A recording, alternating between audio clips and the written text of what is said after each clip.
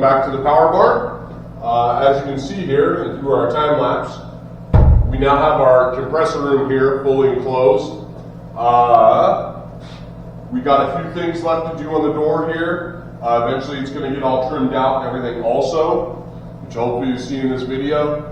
We've got a staircase that we got to build off to the side here. We've still got all of our insulation and sheeting to do on the back wall. Once we kind of get all the sheeting and insulation, the next thing we need to do to really get rolling on everything. That's our plans, is to get that going here. And hopefully you'll see all that in this video. So first thing on this door here, I've marked out, probably can't see it on the camera, but I've marked out where another hinge needs to go. It'd probably be all right with 2 hinges, but I don't know, I just feel all right. I feel better with it being 3 hinges. I might insulate the back side of the door here, which would add some weight to it. So we got to kind of notch out for where our pivot is going to go, so it'll sit nice and flat, and then we can get the hinge on there. So I'm just going to take a chisel, put it on my line here. You don't got to be too precise. I just got to remove.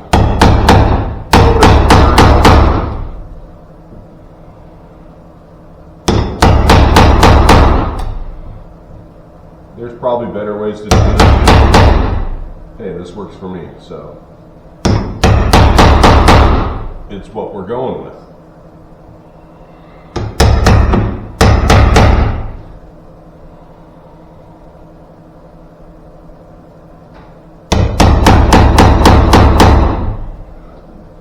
Okay, so now it's marked.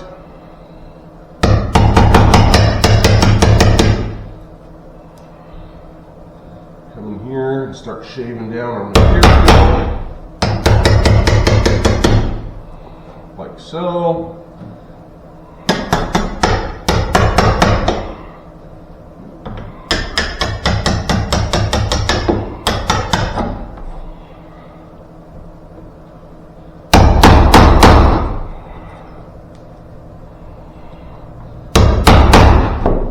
This would have been easier with the door off, but I did not have the hinge at the time. I was just using what I had in the shop. All right, so we got that notched. Okay, so we're gonna lay this in here like so. Yeah, it looks fairly in line with what's there.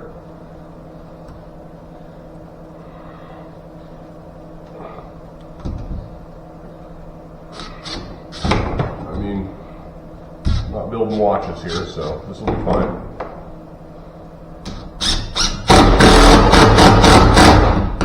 Like so.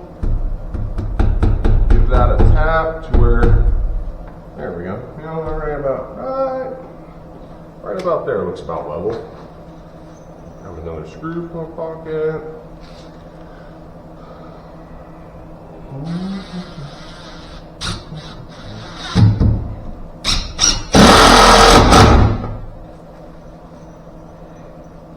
Okay, we'll get some on the frame side.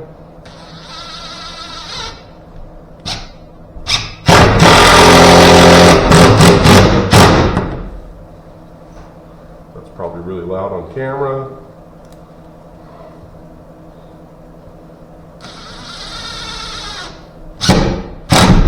Woo!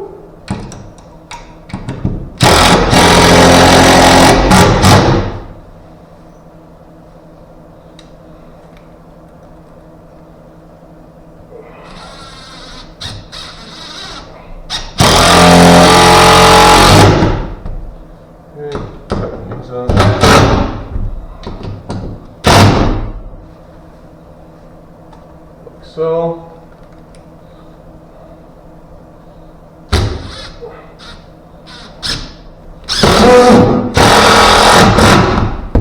just like so. Okay. Yep, still opens. Nice. All right, next order of operations is rather than put a latch on the door here, I kind of like how clean it looks just with the handle and everything. So we're going to be installing what's called a ball catch, which is this guy right here. So as you can see, it's got kind of a spring-loaded ball at the end, and then there was a detent we'll install on the structure side that this kind of detents into, and that's hopefully what will keep the door closed. I've never gone with anything like this before, so we'll see how it works. But I got to drill a 7/8 hole in the door. I'm going to put two of them, kind of one above the handle, one below the handle. We'll get those in place, and then we'll kind of mark on the frame side where our little detent receiver needs to go. And then these are adjustable too. You can screw this in and out for different distance here, so everything closes nice and is where it's supposed to be. So I'm going to start drilling that and get those installed, get it on the frame over there too and everything. So I'll probably end up going about yay here, about right there.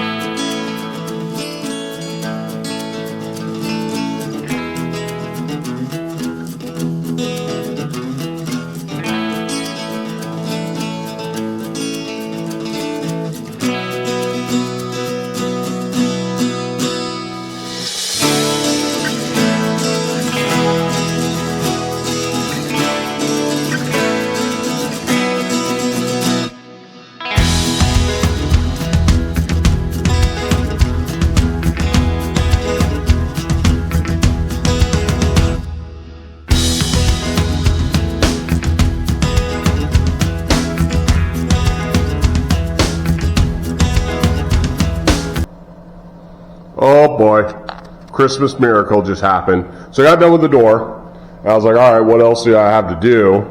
And then I remembered, my air reel used to mount right there, and I didn't have the fittings now. Well, I can't mount it there now because, you take the door, and if you open it all the way, bada boom, and it's going to run into it. So I figure what I'm going to do is mount it on this side, but I got to have to get fittings for that, so I punched it out there, and I'm like, oh man, I forgot to get them when I was at, the hardware store.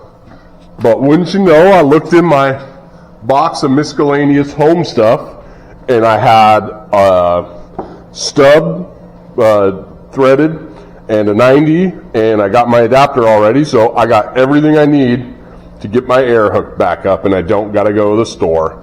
It's a miracle. Oh boy. So I'm going to do that real quick, and then I'll show you when it's all done.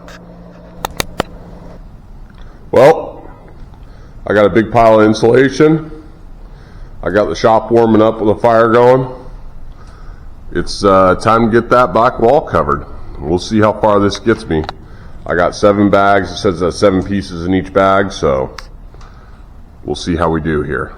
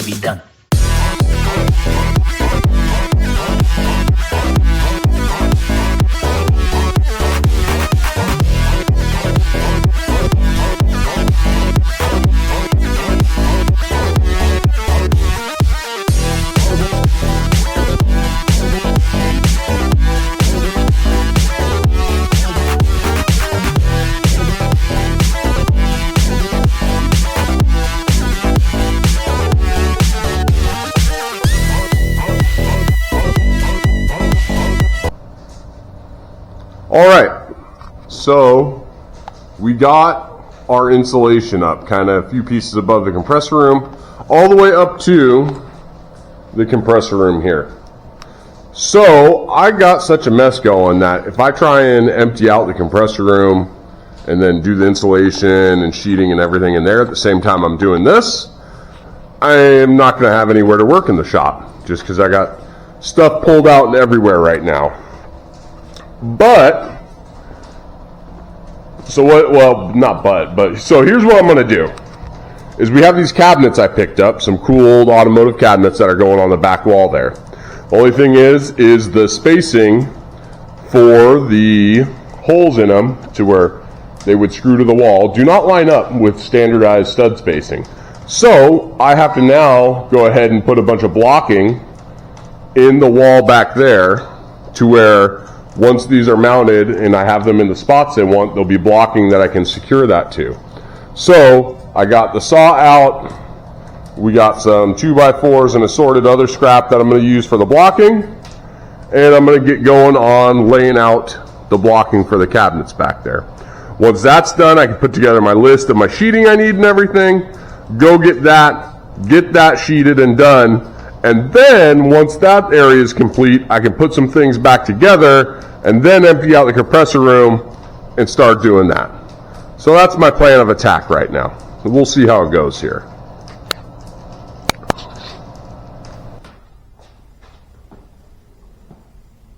Welcome back. I'm a bad videographer. I'll just go ahead and get started with that. I didn't do a whole lot of filming while I was doing all this work. But anyways, what happened was I got insulation in over the weekend, basically just for this section, a few pieces there. That way then I could get blocking put in the wall for all of our cabinets to go up here. So these are all nice and secured, actually screwed into blocking on the back side to be able to support a whole bunch of weight. Once the blocking was in, then I could go ahead and start doing the sheeting. I have the sheeting for the 7/16 OSB down below here, which will be hidden by all the toolboxes here, so it'll be just look like it transfers into pegboard here. And we have pegboard the rest of the way up. We can hang whatever assorted tools on this back wall that we might need, and or, you know, I got a bunch of automotive parts and trinkets and everything like that I plan on hanging up back here, making it look like a kind of more of like a speed shop or, you know, just an old school service shop. Cabinets, I got a few things coming for them. Some magnets for the white ones to keep the doors closed on those. Some new handles for these guys, so that way they'll stay closed and secured. But I really like them. They look nice. They cleaned up really well. I had to scrub them down and everything too before I could hang them up. Used some degreaser and whatnot, and they cleaned up really well. They hold everything pretty well. I got all oils and chemicals there. I got things loaded up there. It's all coming together now. I really like the way everything's turning out. The next step is I got the snap-on box in here. I got the frame built too for everything back here for all the other toolboxes. So I got to get the snap-on box back together. It's leveled out currently. Then the next one will be the other 56-inch box, then the 42, then the 28, and leveling all those as I go, and everything should be done then, in place. Once those are in place, the next plan is I want to put butcher block, one solid work surface all the way across back here. Now we'll really finish the space off. I'll be able to, I think I'll probably end up putting the bench grinder maybe over here, and then, you know, mounting the vise to it and things like that. I still need to get outlet covers and things also. All the probably minor little finishing details and stuff will be another video, and we'll really finish the shop out. I want to paint all the OSB that will be exposed, paint our compressor room too. I got trim still to finish that out. Otherwise, yeah, I'm going to keep going here. I got to get this back together, and we'll move on down the road here with the other toolboxes. Well, as I've found out in the many projects I've done, it's always the little things that can make or break a project. So, I got the Harbor Freight box here kind of in position and emptied out, and I'm going to get it tucked back against the wall. The nice thing about this is it has a charger drawer for all of your electric tools and or devices. And the problem is this guy right here. You plug that into the back of the box. Well, it needs probably 3 or 4 inches at the back of the box in order to, not be under stress and breaking things. And it plugs in down yonder right here. So I have to find a kind of 90-degree power cord. And I was watching in some other videos, a lot of people recommended it because you can get your box scooted much closer to the wall. So I should have listened and got one of those ordered, but I didn't. So we're going to have to wait now and get that ordered. Then I can get this in place and locked down and tightened up and all the other things. So we're on hold for the moment. Well, here it is, all put together. It's turning out pretty good. Slowly been putting a few things away between the cabinets and the toolboxes. While I was doing this, I was really starting to get a little like stir crazy, or whatever you want to call it. I was just getting angry because there was so much stuff out everywhere, and I couldn't move around all that well and everything. Stepping over this and that, and it's just kind of getting to be too much. So I still got a bunch of stuff on the bench here to put away. I got to empty out that toolbox, but we are well on our way here.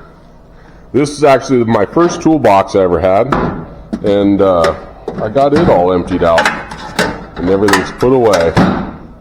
So I don't know what I'm going to do with that. I'll probably save it for the boys or the kids and they can use it, or I might use it over in the other garage or something like that. I like the cabinets. Came up with a pretty good idea. This one, all the spray paint fits in these drawers really nice on both sides. So that'll probably be for paints and things. I still got plenty of shelving. I can load it up with this, that, and the other. So we'll see. We'll get some. I got all those different parts kits and whatnot to load up in there. I got chemicals and everything in that one. This one's kind of got all electrical stuff. I got my replacement handles on these guys to where they work now. Can actually open them all the way, do what I need to do. That one's got all the different oils and things of that nature in there. They're not perfect, but they're old, but they're neat. So all in all, I like it. It's turning out really good. Thank you, Mr. Train. Next step will be, I still got detail work to do. Outlet covers, I got to figure out what I want to paint. All the compressor room and everything. And also I'm going to do butcher block top down the whole run here. So that'll kind of be the next episode, I think, seeing that. And then also we still got over here, we've got this bench full of stuff. We still got the old stairs here. So my plan is against that wall, get insulated, sheeted, and then we're going to build some stairs / storage up against that wall, and then probably do some sort of railing system on top here just so it's a little bit safer and easier to store parts and hang things and do all that. And then also I got all my pegboard now, so where I can start getting some pegs and start hanging things. But that'll be the next episode. Thank you for watching. I much appreciate it, and we'll see you next time on the Power Barn.